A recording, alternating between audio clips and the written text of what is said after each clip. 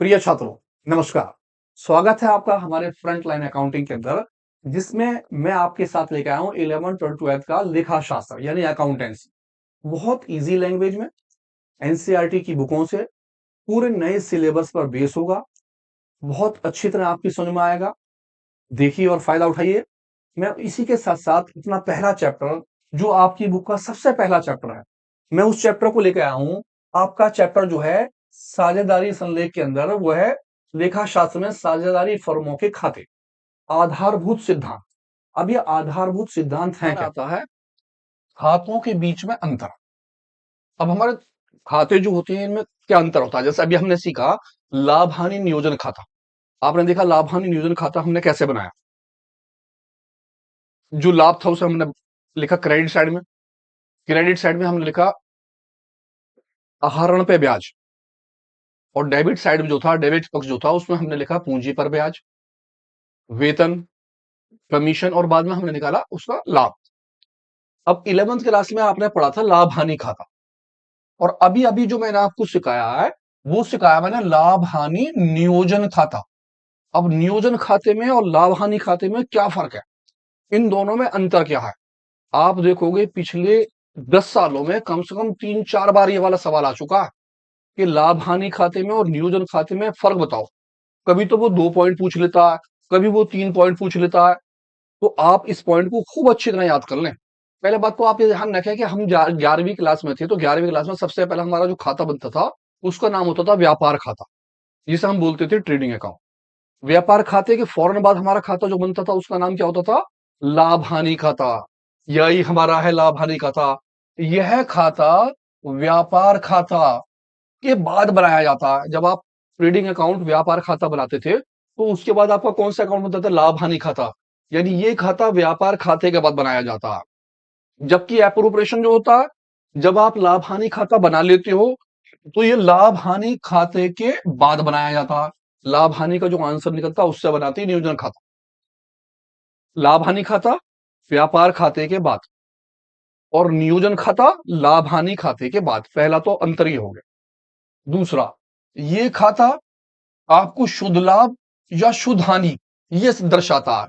आपको शुद्ध लाभ या शुद्ध हानि बताएगा कि ये निकल कर आई। जबकि आपका लाभ हानि नियोजन खाता ये बताता है कि शुभ लाभ जो है, आपका जो लाभ हुआ है, उस लाभ का नियोजन किस प्रकार हुआ, आपने उस लाभ को किस हिसाब से बांटा, किस तरह से बांटा, इसके बारे में बताता है। अगला पॉइंट हो गया इस खाते के डेबिट पक्ष में। डेबिट पक्ष हमारा हो गया कौन सा वाला? धनी ऋणी पक्ष 2 वाला।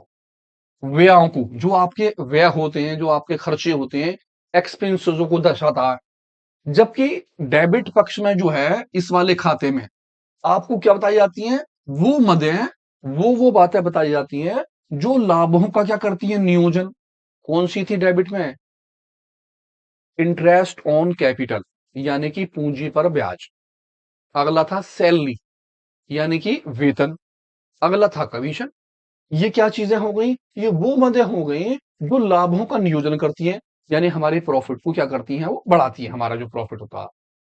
अब चौथा पॉइंट, आप 3 पॉइंटों को तो भाई साहब घोड़ के पी जाओ। ये 3 पॉइंट तो पक्के एकदम कर लो। चौथा पॉइंट और ले लो। ये खाता जो है, ये समय मिलान के सिद्धांत पर काम करता है। आप समय मिलान का सिद्धांत क्या होगा? जब आप बनाते थे 11th क्लास में व्यापार खाता और लाभ हानि खाता, उसके अंदर आप देखते थे कौन कौन सी मदें आएंगी, कौन सी मद आपकी सेल्स से रिलेटिव है, कौन सी मद आपके खर्चे से रिलेटिव है। जबकि यहाँ पर ऐसा नहीं होता। यहाँ पर तो आपको इन मदों को समान ध्यान रखना पड़ता है कि आप समय के मिलान के हिसाब से लगाएं। लेकिन यहाँ पर ये समय के मिलान का सिद्धांत जो है ना, ये नहीं करा जाता। आप इसके बाद आते हैं साझेदारों के पूंजी खाते। अब सबसे पहला जो हमारा खाता बना वो बना लाभ हानि नियोजन खाता। लाभ हानि नियोजन खाते के अंदर हम बहुत सारे सवाल करेंगे, आप वहां आराम से उसे समझेंगे। अभी हम पहले अपना थ्योरी का पार्ट खत्म कर लें, ताकि आप समझ सकें ये जो मैंने क्वेश्चन अभी पीछे पढ़ाए थे आपको, उन क्वेश्चनों के आंसर हमें लिखने हो तो कैसे कैसे लिखने। मैंने इसी मारे वहां पर जो ना पूंजी खाता नहीं बताया, ताकि आपको पता रहे कि पूंजी खाता है क्या। पूंजी खाता है क्या, आप सवाल देख लो वहां पे क्या प्रश्न कैसे कैसे आ रहे हैं। अब यहां समझो पूंजी खाता क्या है, और फिर अगले वाले लेक्चर में दोनों के क्वेश्चन समझ लो ध्यान से। बहुत आसान है, बहुत आसान।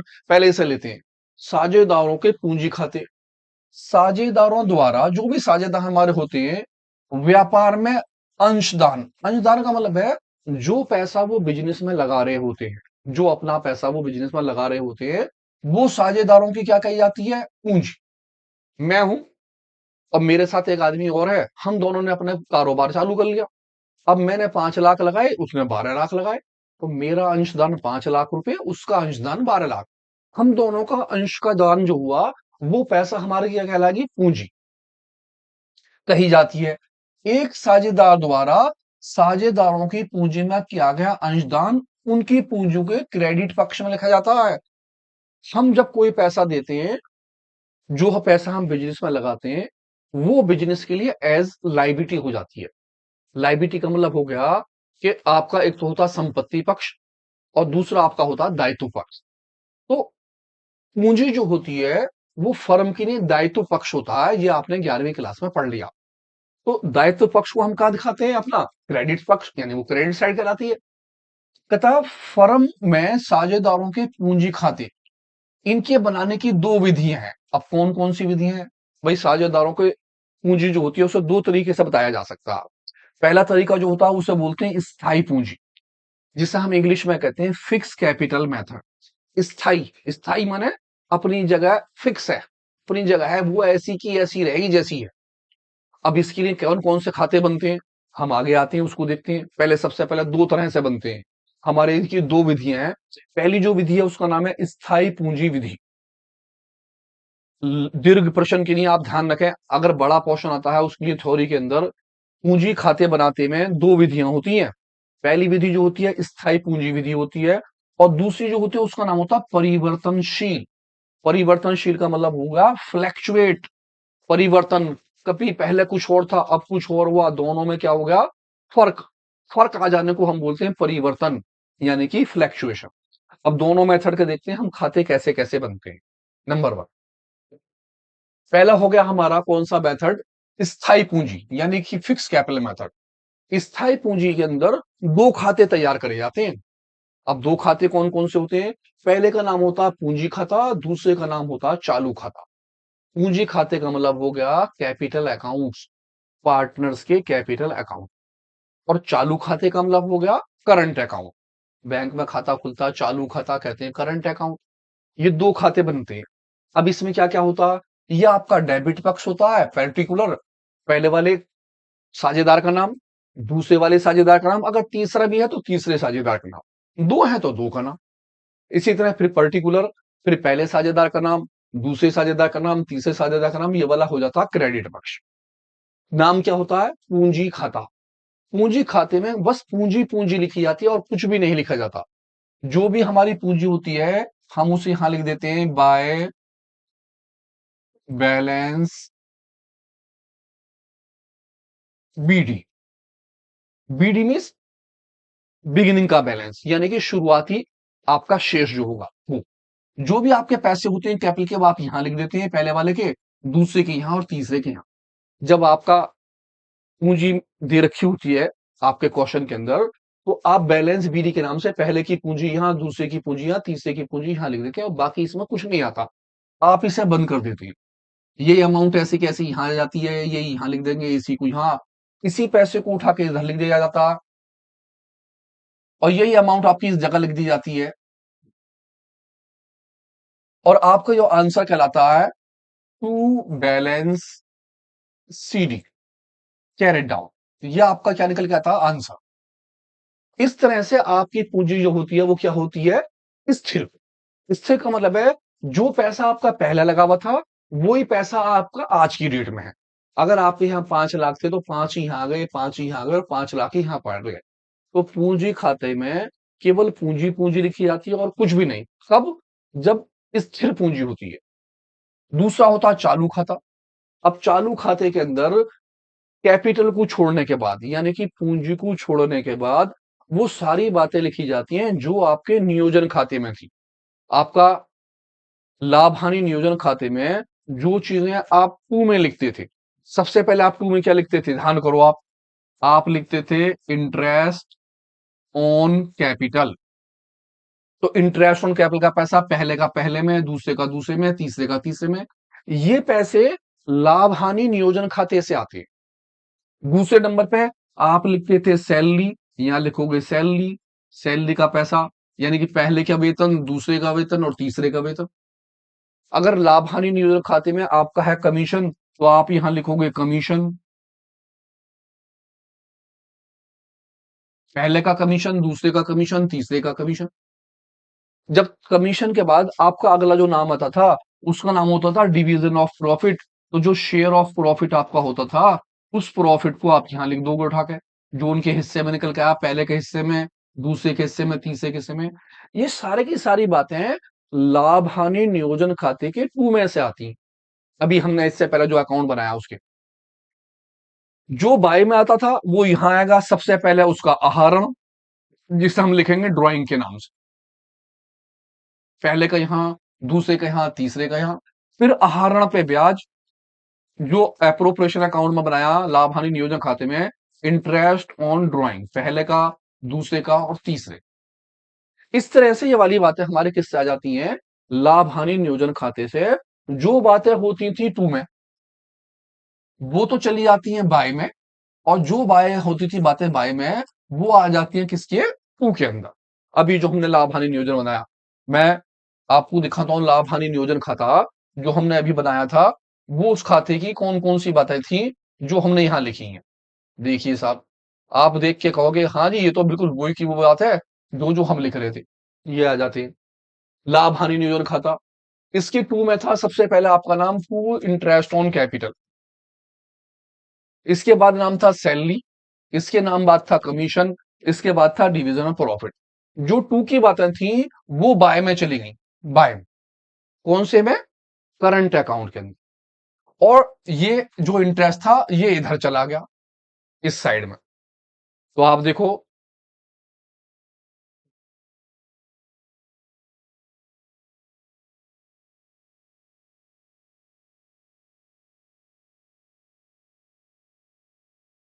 ये आ जाते हैं interest on capital, salary, commission, share of profit.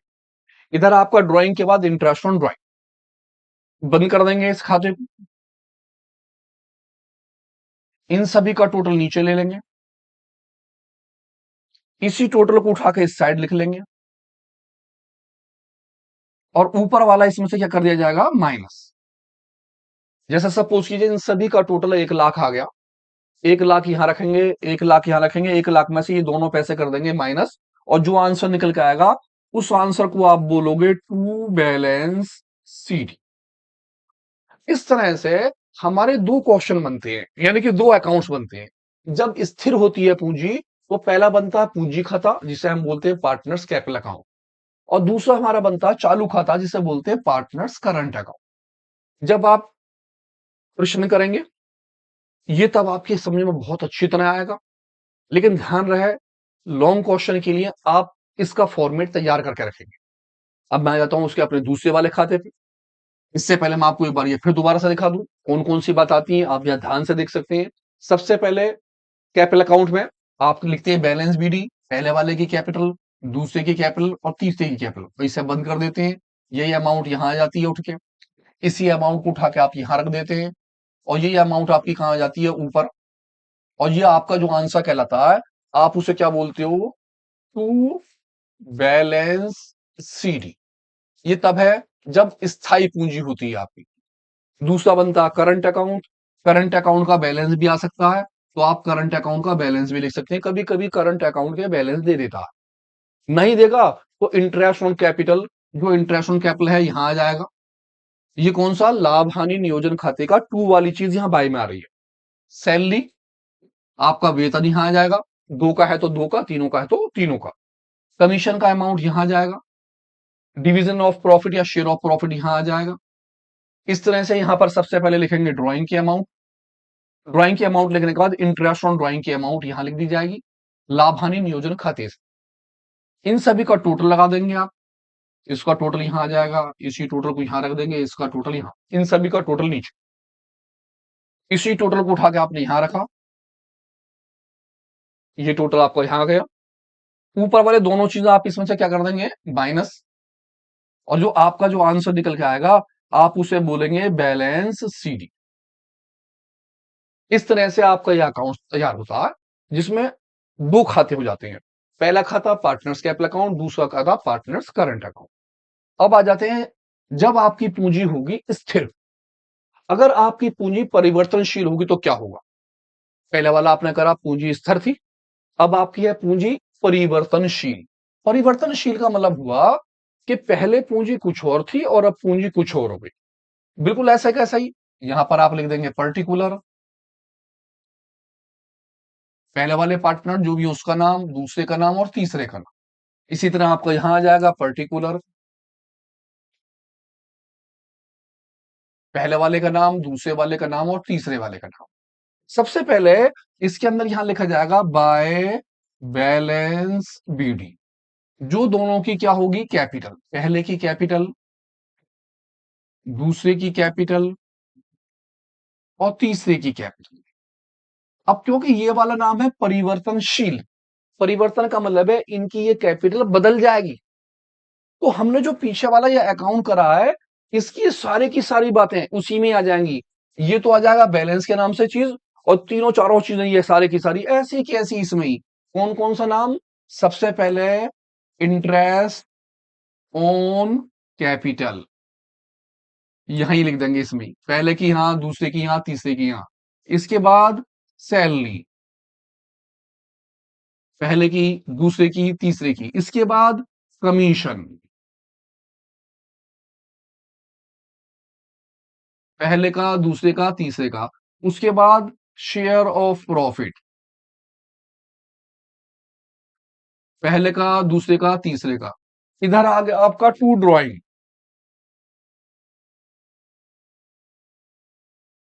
Drawing का असली पैसा, यहां पर इंटरेस्ट ऑन ड्राइंग,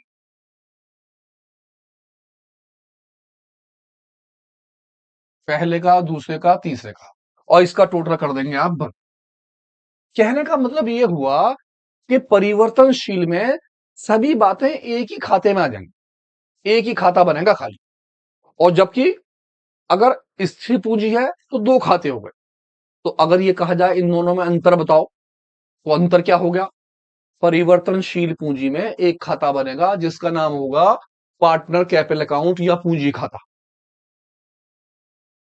स्थिर पूंजी में दो खाते बनेंगे, पहले का नाम होगा पूंजी खाता यानी पार्टनर कैपिटल अकाउंट, और दूसरे का नाम होगा आपका चालू खाता यानी कि करंट अकाउंट। तीसरी बात, कैपिटल अकाउंट का बैलेंस, अगर पूंजी क्या है परिवर्तनशील तो बार बार बदलता रहेगा, और अगर पूंजी स्थिर है तो कैपिटल अकाउंट का बैलेंस हमेशा क्या रहेगा, सेम रहेगा। इस तरह से आप चार पांच फर्क आपस में लिख सकते हो। इन सभी का टोटल पहले की तरह यहां कर देंगे, इसी टोटल को उठा के यहां रख दिया जाएगा, और ऊपर वाले क्या कर देंगे इसमें से आप माइनस, और जो आपका जो आंसर निकल के आएगा उस आंसर को आप बोलोगे to balance CD carried out. इस तरह से आपका क्या बनेगा, यह परिवर्तनशील। एक बार फिर साफ साफ देख लीजिए, फिर ध्यान से, सारी बातें एक ही अकाउंट्स में आ जाएंगी परिवर्तनशील पूंजी में। सबसे पहले बैलेंस बीडी, किस चीज का पैसा, कैपिटल का पैसा, जो इनकी क्या होगी कैपिटल, यहां पर कैपिटल, यहां दूसरे की कैपिटल, और यहां तीसरे की क्या कैपिटल। बहुत ही इंपोर्टेंट है ये टॉपिक, ध्यान से लिख लो इसे बहुत अच्छी तरह से, फॉर्मेट बना लो। इंटरेस्ट ऑन कैपिटल तीनों की यहां आ गई, सैलरी का पैसा तीनों का आ गया, दो है तो दो का, कमीशन आ गया, शेयर ऑफ प्रॉफिट आ गया। इस तरफ क्या आ गया, ड्राइंग का पैसा, यहां पर क्या आ गया, इंटरेस्ट ऑन ड्राइंग का पैसा। टोटल कर देंगे बंद, सभी का टोटल नीचे आ गया, इसी टोटल को उठा के यहां रख दिया, ऊपर वाले टोटल को क्या कर दिया इसमें से सब चीजें माइनस, जो आंसर निकला वो क्या कहलाएगा, बैलेंस शीट। खत्म हुआ साहब। इसी के साथ साथ अब इनका डिफरेंस भी लो, वो चीजें जो हमने तैयार करी हैं।